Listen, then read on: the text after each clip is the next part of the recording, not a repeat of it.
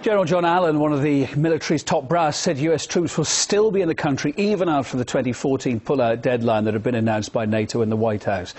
Ruthless insurgent attacks have been increasing in recent months, with several high-profile assassinations and shootouts in the heart of the capital, Kabul, as we've been reporting. Civilian casualties in the country are also on the rise. To discuss the outcome so far of this ongoing military campaign 10 years on, I'm joined by Michael Shank, analyst at the George Mason University School for Conflict and Resolution. Mr. Shank, thanks ever so much for being with us tonight. This conflict's already become the longest war in US history, and the outcome's still up in the air.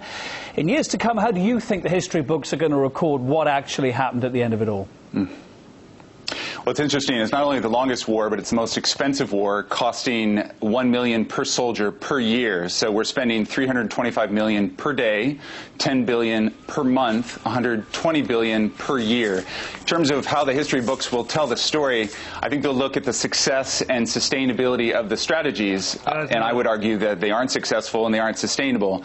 We've tried every military strategy under the sun, from counterterrorism to counterinsurgency. Now we're trying out these Afghan local police, which is essentially U.S. commanders giving money and munitions to whomever they choose on the ground. That's not sustainable. We'll look at the development strategy, which is also not sustainable. Foreign contractors engaging in excessive, egregious war profiteering, as illuminated recently by the Wartime Contracting Commission, Senate Foreign Relations Committee. And they'll look at our diplomacy strategy in terms of the failed reconciliation peace talks recently. You know, the U.S. was extending a hand while having a hand behind its back. That hand behind its back was killing Taliban, was expecting Taliban to come to the table. So I think across the board, in terms of success and sustainability of the strategies, it's failed on all three accounts. And let's wind this back. Let's look right back to the beginning of this. Just a few days before 9/11, the Taliban offered to give up Osama bin Laden. Indeed, it continued to do so after that campaign first started. Why do you think the U.S. didn't take them up on that offer? Well, it's interesting. They've not taken the Taliban up on several offers, and there are several recent case studies wherein Taliban leaders went to the negotiation table and were killed on the way. I mean, the real problem with killing the top Taliban brass, if you will, is that they were willing to negotiate.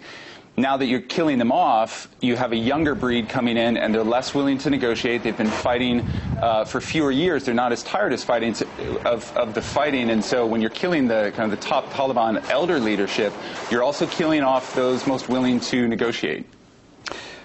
President Karzai has admitted that the combined forces failed to provide Afghans with security. So what's going to happen if and when the coalition forces do leave the country?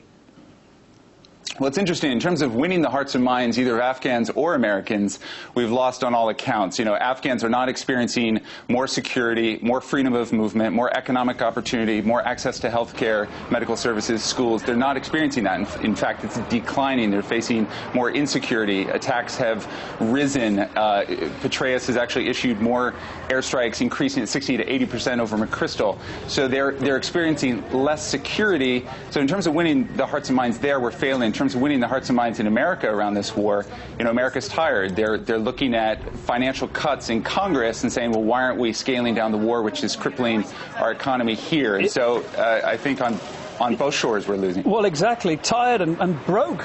Let's face it. I mean, it's been estimated, as you intimated when we started having this chat, and you mentioned in a recent article as well, that Afghanistan and the Iraq wars have cost a staggering $3.7 trillion so far. This is as we're going over the 10-year time frame.